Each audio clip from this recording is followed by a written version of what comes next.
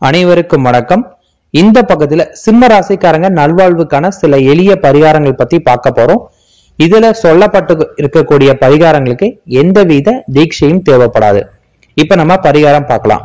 முக்கியமான நிகழ்ச்சிகள், இன்டர்வியூக்கள், பிசினஸ் மீட்டிங்ல கலந்து கொள்ளும் போது அதுக்கு முன்னாடி கொஞ்சமாவது உணவு அருந்திவிட்டு செல்வது அவங்களுக்கு அதிர்ஷ்டத்தை கொடுக்க ஆரம்பிக்கும்.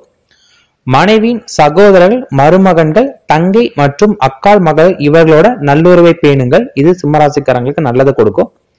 ஒரு செம்பு நாணயம் அல்லது டாலரை கழுத்துல ஒரு நூல்ல கோத்து அணிந்து கொள்வது செல்வ நிலை மற்றும் தொழில் வேலையில் உயர்வு தர ஆரம்பிக்கும்.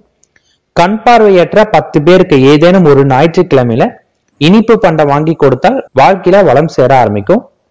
உங்க பொருளாதார நிலைக்கேற்ப ஏதேனும் ஒரு சேவை நிலையம், அன்னதான மண்டத்திற்கு அரிசி பால் நீங்க வழங்க ஆரம்பிக்கலாம். யாரேனும் அன்பளிப்பா ஏதாவது தந்தால் பதிலுக்கு சிறு பொருள் அல்லது ஏதேனும் ஒரு பதில் மரியாதை செய்வது சமூகத்துல உங்களுக்கு உண்டான அந்தஸ்தை அதிகரிக்க ஆரம்பிக்கும். மது, மாமிசம் உண்பதை அறவே தவிர்ப்பது ரொம்ப ரொம்ப நல்லது.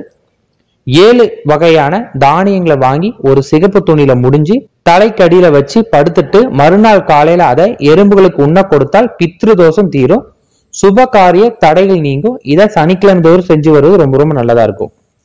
உண்மையே பேச முயற்சி பண்ணுங்க. நன்கு யோசித்த பின் வாக்குறுதி கொடுங்க. அப்படி கொடுத்த பின் அதை நிறைவேற்றுங்க.